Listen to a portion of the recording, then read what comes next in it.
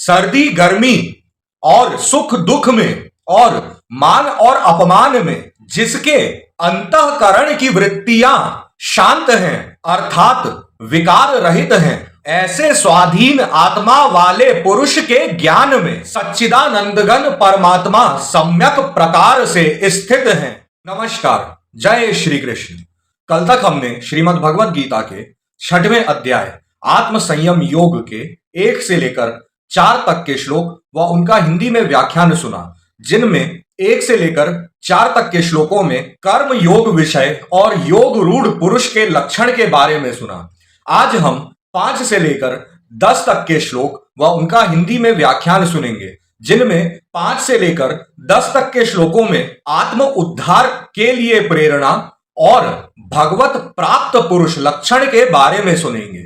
चलिए प्रारंभ करते हैं। जय श्री कृष्ण। श्री परमात्मने नमः। उद्धरेदात्मनात्मानं नात्मानमवसादयेत् आत्मैव ह्यात्मनो बन्धुरात्मैव रिपुरात्मनः।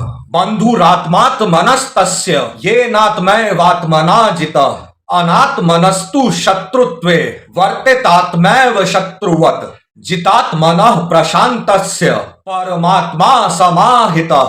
शीतोष्ण सुख दुखेषु तथा मानापमानयोः ज्ञान विज्ञान तृप्तात्मा कूटस्थो विजितेन्द्रिय योग इत्युच्यते योगी समलोष्टाश्मकाश्चन सुहृन् मित्रार्युदासीन मध्यस्थ द्वेष्य बंधुषु साधुष्वपि च पापेषु संबुद्धिर्विशिष्यते योगी युञ्जीत सततमात्मानं रहसि स्थितः एकाकी यत चित्तात्मा निराशीर परिग्रह।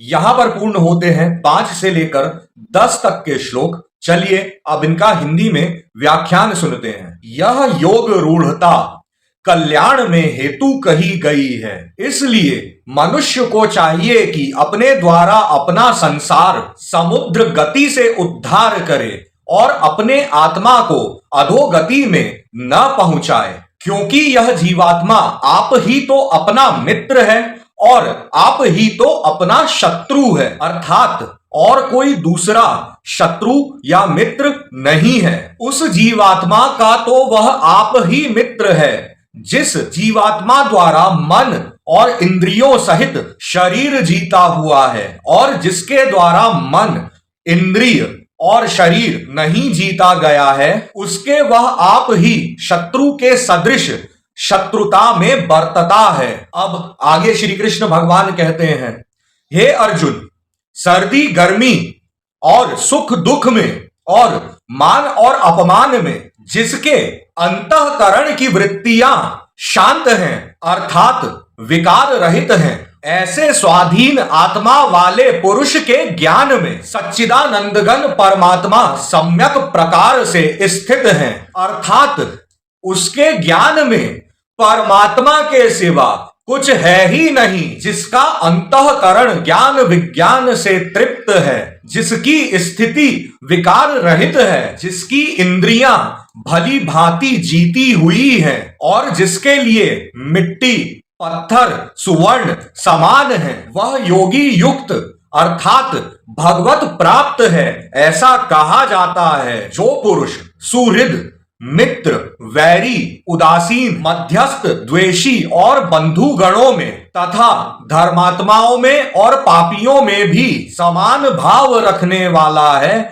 वह अत्यंत श्रेष्ठ है। इसलिए उचित है कि जिसका मन और इंद्रियों सहित शरीर जीता हुआ है, ऐसा वासना रहित और संग्रह रहित योगी अकेला ही एकांत स्थान में स्थित होकर निरंतर आत्मा को परमेश्वर के ध्यान में लगावे। यहां पर पूर्ण होते हैं हमारे श्रीमद् भगवद गीता के 6वें अध्याय के 5 से लेकर 10 तक के श्लोक व उनका हिंदी में व्याख्यान।